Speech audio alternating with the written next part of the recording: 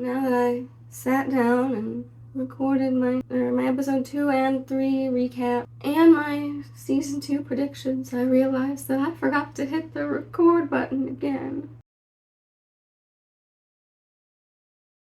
Okay, episode 2. Rand, still having nightmares, presumably still being influenced by Ba'alzamon, aka Ishamael. But he is also literally shacking up with the mysterious Selene, who all I can say is definitely not the sexless innkeeper, if you know what I mean. All I can say about her character is that I find it very interesting and very curious that in all of the scenes where we see her interacting with Rand, it's always at night. What's up with that? But as a book reader, I love that we are only seeing Selene at night because reasons. If you know, you know. And it's interesting that one of the things she says here is that all these nights together and it's always the same ending, which again, foreshadowing. And then we see Rand heading off to work in his little bell moment, interacting with the poor, and there goes the baker with his tray like always. And I think this also alludes to a lot of his later character development, especially once he is forefront and center in the world and out as the Dragon Reborn. And it also appears that he is working in a derivation from the novels at some type of sanitarium in Cairhien, which I think is very apropos, again, not only to his character as someone who might just be grimly curious as to what he himself may have in store as someone who's doomed to go mad as a male channeler, but there's also will allude and build on his character development as someone who does care for and advocate for the poor and downtrodden. But sadly, it does appear that he's hearing some type of voices himself, whether that's his own voices in his head or still the influence of Ishamael remains to be seen. But I do have to say that I am so far loving the costume and set design this season, because one of the things that I love about Robert Jordan's Wheel of Time is that he really took time and care to make each country and land and culture very distinct from each other, and not only in terms of their customs and how they speak and their beliefs, but even just in the ways that they dress. So I love that we're seeing some of that and the rich diversity in the world in the costumes and the set design, and that each place feels very distinct and lived in. Then we cut to a scene with Perrin, who is still with the Shienarans hunting Padan Fain and the Horn of Valere, with Elias now, and we get the infamous scene from the books of the dead Fade nailed to a door, which again was one of my big issues with the Moiraine Fade fight scene. The big deal about this is that Fades are supposed to be notoriously hard to kill. So not only is it kind of a big deal and very shocking that one is dead, but also been killed in such a barbaric manner, but it also, to me, didn't make a lot of sense now that we are kind of going with the Padan Fain is a dark friend storyline. In the books, Padan Fain was just kind of doing his own thing, so it made sense why he would have killed the Fade. But if he's traveling with them and the Dark Friends, or at least working with the Ishamael and the Dark Friends, if not a member of the League of Dark Friends, I'm not really sure why he would then kill a Fade, unless it's just to show that he is being controlled by the dagger, and so is going off script or a loose cannon now because of that. So that even Ishamael might not be able to necessarily control what Fain does anymore. Yeah, that was a little confusing, as cool as the scene was to see from straight out of the books. I, for one, do really like the way that we're seeing Perrin's wolf powers and his different abilities being developed here and how it's being depicted. Some people may not. With what we know of how the wolf powers and the wolf dream work, and that it is essentially also interacting in Tel'aran'rhiod, or the world of dreams, to me it does make some sort of sense that for a visual depiction, rather than just being able to have Perrin be the point of view character and us getting all of his thoughts and being able to have him as the author telling us what he is smelling or how people are feeling just based on how like he can smell people's literal emotions. This is a good way to translate it, especially as someone who knows that the wolf dream is part of the world of dreams, and so it makes a little bit of sense that the powers in the waking world or the real world would translate into these almost dreamlike visions. So then we go back to Rand, who is interacting with a patient in the sanatorium who we see in some exposition is a veteran of the Aiel Wars, just like his father, Tam, which also might be another reason why Rand is particularly interested in working with this man and showing him some compassion, because like he was in the same war as his dad. Now I'm making myself sad thinking about that. Like he probably reminds him of Tam. So this man like knows that like he's calling Rand out as an Aiel man and knows that Rand looks like an Aiel man. But I think this is also an interesting way to not only introduce us as an audience to some of the history of Randland and of the Aiel War in particular, but also introduce Rand to it, like introduce himself to that history and some of the customs or history of the Aiel as well, because those are also his people. I know a lot of book viewers are highly disappointed or just curious like me to know how we're going to get the introduction of Rand getting training in using his sword, because in the books he was trained in large part by Lan in books 2 and 3, but now we have Rand going off on his own, so we don't see any of that training. So here we get this man who is also proclaiming himself to be a blade master, which the people in the asylum are just assuming to be crazy talk or like the ravings of a crazy man, but he is name dropping all of these different sword forms that we know to be actual sword forms.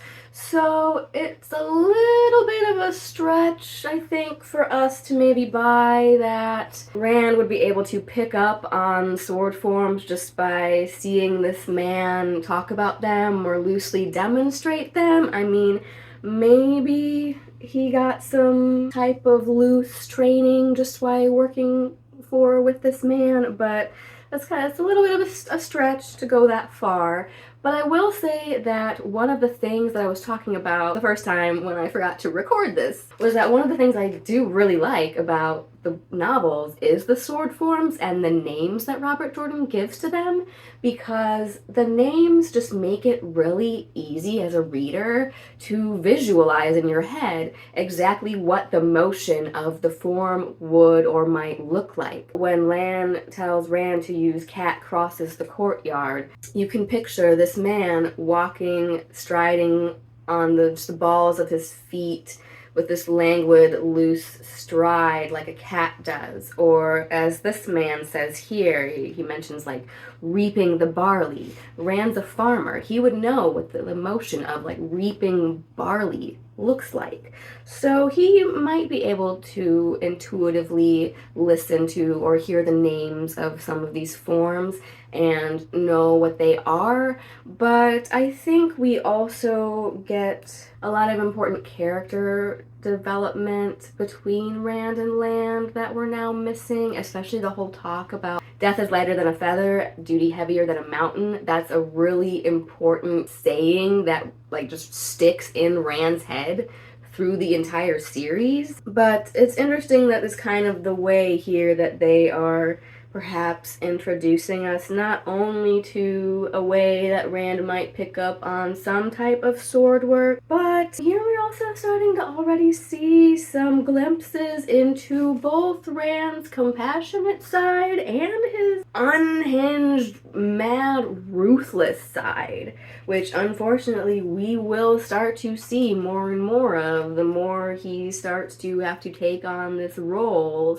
/ burden of the Dragon Reborn and what he thinks that means, and just, dealing with the madness that also comes along with that. The way he just plotted and stalked that guy who also worked in the sanatorium and fucked him up. Like, not just because he didn't like the guy as a person, but also as a way to get what he wanted and get access to Logain. That, I think, goes a long way toward showing some hints at Rand's later character development. He went full Fight Club on that dude, and it's showing us that he can't control Saidin. He can't always control himself, whether or not he's actively using it. And again, we're only seeing him interact with this Selene woman at night, and we're already seeing her being a little bit clingy for this young ruffian dude who doesn't really have anything to bring to the table on paper. But yeah, we're seeing some real red flags, in my opinion, about their relationship dynamic. Far be it for me to kink shame or yuck anyone's yum, but joking, Rand,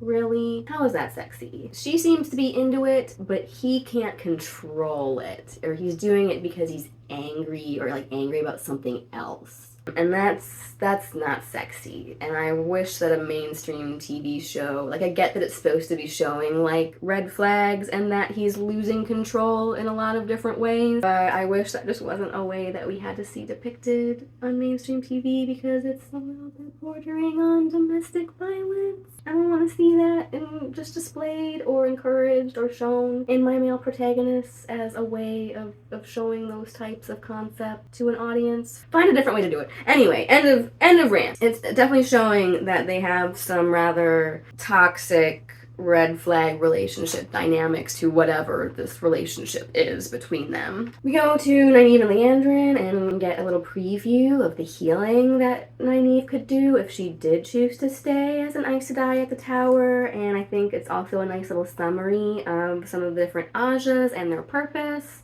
that we get here. And I just, again, have to hand it to Liandrin's actress for just absolutely killing it, and she is a scene stealer in every single scene she's in. Not even that Nynaeve is not a good actress, because she is and also amazing, but Liandrin just chews up the scenery in every single scene she is in. Let me get some more Matt, and I do have to say that maybe I'm just biased because I think the new actor just more closely resembles my personal headcanon of how Matt looks, but I think the writing in these episodes so far and the way the actor is playing him is just also giving us some more glimpses of that book Matt that we didn't see enough of in season 1. The Joker Matt, the incorrigible flirt Matt. But right now he's still stuck there and trying to just Shawshank his redemption way out of the cell. And then we cut to another tower scene. Another very important character is introduced, and we see Elaine, the daughter heir of Andor. I was a little confused at first, thinking maybe Egwene had taken a wrong turn and ended up in the Red Aja quarters when I started seeing all those red pillows and cushions, but then I saw the lion embroidered on one of them and knew that this was the introduction to Elaine's character, which I think they handled very well.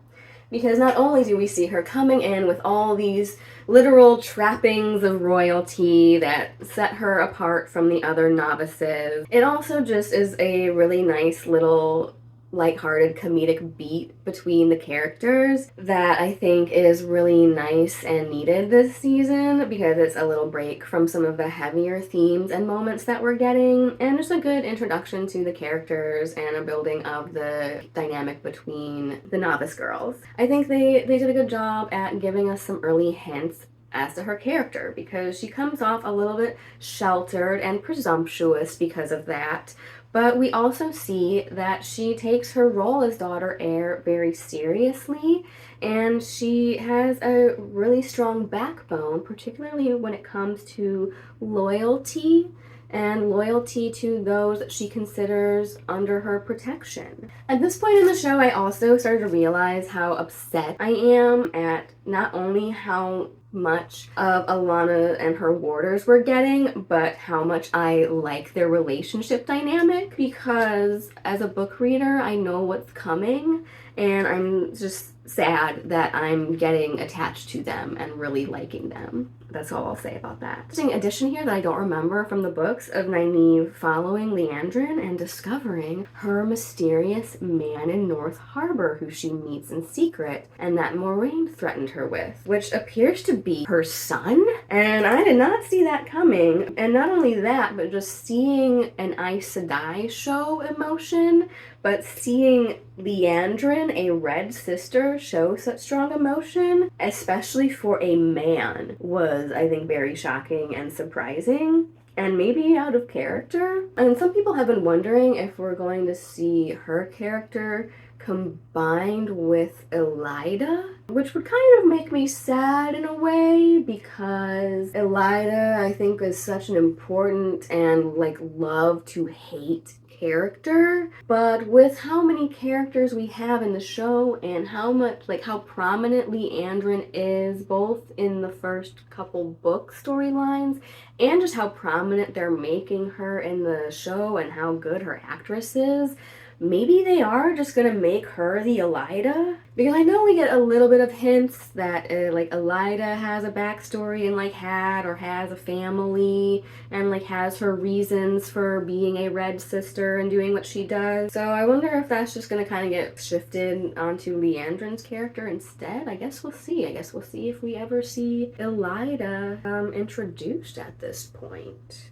Because we haven't seen Andor yet. So it also makes me curious, now that Elaine is introduced, how much of the power dynamics and her struggle for the throne we're going to see, because I know that is kind of, for better or worse, a big part of the later novels and later storyline. Maybe even a part of what book readers like to call the slog, depending on how you view it, because it does get like very Game of Thrones there and take up a large amount of time in the plot, like it or not. But yeah, I do like the way they introduced her character. I liked this little scene that we then get with the one-on-one conversation between Moiraine and Verin about the Dragon Reborn and their thoughts, feelings, and opinions on him. Not only is it nice for like Moiraine to have someone that she can like get things off her chest to about the dragon, but it also just gives Verin more character building and more of a legitimate reason to be involved in the story than the book does, because the book just kind of plays it off as it's coincidence that Verin shows up, or she just kind of is trying to insert herself into the story by like, oh, I'm doing a study on Ta'veren. That's it. That's all I'm here for. It's just coincidence. Here, I think we're getting more of her being like directly taking on a role in the story. As I said, we see her here having a relationship with Moiraine and Alanna having a relationship with Moiraine. So I think that's then going to provide a way where, since Moiraine literally can't go after some of these Emond's Fielders because she has no powers, she'll be able to get Verin and Alanna involved instead. And we also get some nice little conversations here and foreshadowing regarding Verin and Oath. In the books, I think Verin goes on to join Mat and Perrin, but here she's just going back to the tower, presumably to look up more of the prophecies about the dragon, which I'm okay with, because as a book reader, I love the background and the history of the Wheel of Time books, and I love the prophecies of the dragon just because they're cool. So I'm excited to see some of those maybe get introduced into the story or into the show more. Get some mentions of Tomon Head, Battles in the Sky, Flaming Sword, and Branded Hands, which I'm thinking we're all going to see play out and be fulfilled at the end of this season. And then back to Liandrin with Nynaeve, again, just devouring this scene with Nynaeve. I just wanted to point out that if you pause at 37 minutes and 8 seconds in this scene, Liandrin's ring, does it look a little bit darker colored than usual to anybody? Does it maybe look a little like the stone is a little bit black? Or is it just me? But that's all I'll say about that. And it did make me wonder with Nynaeve's comment, is her son a man who can channel? And that's why it's even more like taboo and secretive for him to be caring for him and have him still alive? Or is he just really old and she cares about him because he was a relative? Because yeah, I think that would be even more interesting and explain a little bit more why Liandrin is taking such pains to hide him, if she did like have a relative or a son who could channel. Another brief scene of Matt and Min. I just really like their witty banter here and goes a long way toward, I think, both of their character building. Well, I am still wondering where this plot line with Moiraine and Lan is going to go, since it is deviating so much from the books. I did like that we got this brief little story beat to get their backstory, which was the plot of the prequel novel New Spring, including the scene where Moiraine gets yeeted into the lake. A brief little note regarding the mention of Malkiri love customs. I think that's just yet another example of Randland power dynamics, where it's a maternalistic / matriarchal culture instead of a patriarchal society. So it's another example of that role reversal where it's the older women going after the younger men. We had another great scene between Rand and Selene, again only at night. What's that about? But Selene starts hinting at her relationship with her ex, and I think it's very interesting here the things that she says, because not only is the actress just doing a really great job of putting a lot of emotion and nuance into these few lines that she's getting, it's revealing a lot about her and her character, especially if you know what you know from the books. She says things like, when he left her, she was shattered, but what's left to hurt? If he still has my whole heart, aka this guy broke my heart, but she is still 100% hung up on him to this day. Maybe a little bit weird, but when she's with Rand, she can pretend that he's her ex.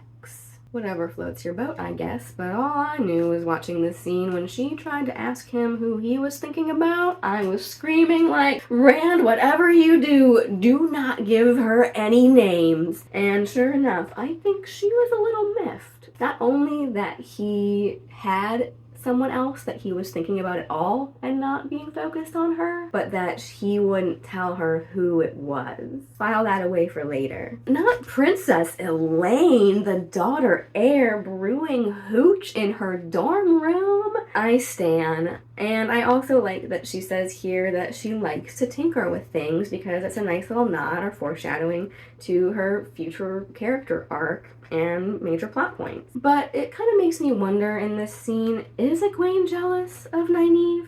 Because I know that she comes off as a bit ambitious and like an overzealous know-it-all in the books, but I'm not really seeing a lot of that here in the show. To me, I'm not really seeing jealousy. Maybe just that she does feel abandoned both by like Nynaeve and Moiraine and the other Aes Sedai, who touted her as this major power player in terms of a channeler, but now she's just left to be a basic drudge with the other drudges, whereas Nynaeve is the exception. She literally is the exception to the rule.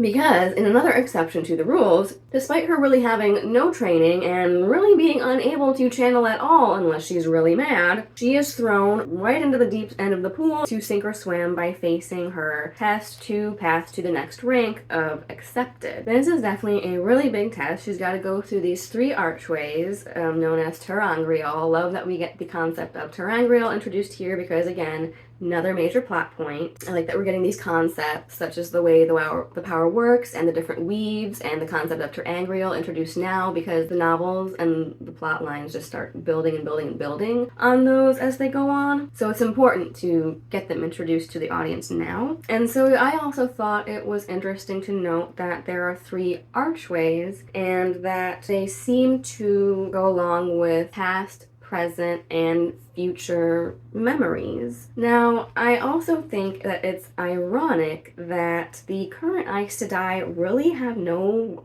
real understanding of how these objects work, because the technology is so old and the knowledge of how to make and use it has been lost to them. I don't know about Nynaeve, but even if I, like, as much as I would love to be an Aes Sedai and I'm all about these scenes and the tower training, I would not be trusting those 2 broken archways if I were her, especially if I knew that these Aes Sedai using them had no real understanding of how they worked. But I think it just shows an example and like kind of hint at how the White Tower, for better or worse, clings to these traditions, even if they aren't really sure why or how they're doing these things. That's just how they've always been done, so it's how they're going to keep doing them. And also just goes to show us how much knowledge, not just for Randland as a whole, but even within the Aes Sedai of the Tower, has been lost. Even though the Aes Sedai are supposed to be these major power players and authority figures in the world,